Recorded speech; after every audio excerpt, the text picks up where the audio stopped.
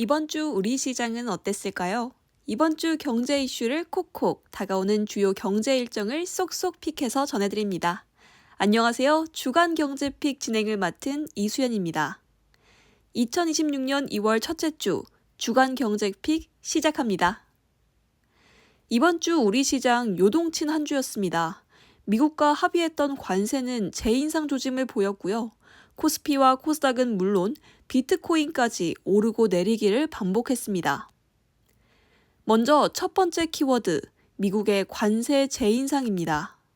현지 시각으로 지난달 26일 도널드 트럼프 미국 대통령은 소셜미디어 트루스 소셜에 한국 입법부가 한미 간의 합의를 지키지 않고 있다며 이에 따라 한국산 제품과 상호관세를 15%에서 25%로 인상한다고 밝혔습니다. 지난해 10월 한미 정상회담에서 합의됐던 대미투자특별법이 한국 국회에서 아직 처리되지 않은 점을 지목한 것인데요. 이에 우리 정부는 김정관 산업통상부 장관과 여한구 통상교섭본부장을 미국으로 보내 관세 재인상 조치를 유예해달라 요청하고 여야는 지난 4일 대미투자특별법 처리를 위한 국회 특별위원회 구성에 합의했습니다. 하지만 미국 측의 확실한 답을 듣지 못해 이번에는 조현 외교부 장관을 보내 마코 루비오 미국 국무부 장관을 만나 설득에 나섰지만 성과를 거두진 못했습니다. 한편 미국은 인상 공식화 절차에 들어갔습니다. 이에 맞물려 미국 하원이 쿠팡 사태에 대한 공식 조사 절차에 착수했는데요. 한국산 제품에 관한 관세 문제가 비관세 장벽 영역의 망사용료, 디지털 플랫폼, 농산물 검역 등으로 확장되는 건 아닐지 주시할 필요가 있겠습니다. 이어서 두 번째 키워드, 비트코인 급락입니다. 비트코인이 지난해 10월 사상 최고가를 돌파했었죠. 당시 역대 최고액인 12만 6,210.5달러를 기록했었는데 반년도 채 안 돼서 지난주 이의 절반 수준인 한 개당 6만 달러 선까지 폭락했습니다.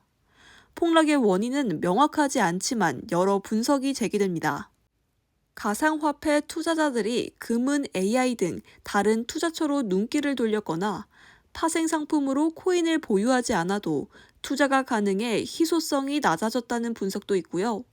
미국 연방준비제도 차기 의장으로 내정된 케빈 워시 전 연준 의사가 금리 인상을 선호하는 매파라는 사실, 혹은 암호화폐 관련 입법이 지연되고 있다는 점 등을 이유로 꼽습니다. 하지만 과거 폭락 이후 항상 회복세를 보여왔다는 점에서 전문가들은 이를 암호화폐의 전형적인 가격 변동이라고 짚었습니다. 한편 여기에는 가상자산거래소 빗썸에서 발생한 초유의 사고도 영향을 줬습니다. 빗썸이 이벤트에 참여한 가입자에게 당첨금 62만 원을 지급하려던 걸 62만 비트코인으로 잘못 입력하면서 249명에게 60조 원 규모의 비트코인이 지급됐는데요. 빗썸은 잘못 지급된 비트코인의 99.7%를 회수했지만 돌려받지 못한 비트코인 일부가 즉시 매도되면서 비트코인 가격이 급락하기도 했습니다.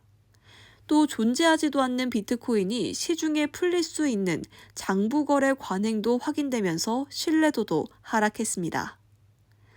마지막으로 다가오는 경제 일정도 전해드립니다. 9일에는 일본 총선 결과가 시장에 반영될 걸로 보이는데요. 일본 증시와 엔화 흐름에 영향을 미칠 것으로 보입니다. 10일에는 미국의 지난해 12월 소매 판매 집계가 나오고요. 코카콜라의 실적 발표가 예정돼 있습니다. 11일에는 미국의 노동부 1월 고용보고서가, 12일에는 반도체 장비 업체 어플라이드 머티리얼즈가 지난 분기 성적을 내놓습니다. 13일에는 미국의 소비자 물가지수와 근원 소비자 물가지수까지 발표됩니다. 이렇게 이번 주 주간 경제 픽 전해드렸습니다. 한 주 경제를 정리하는 데 도움 되셨길 바랍니다. 고맙습니다.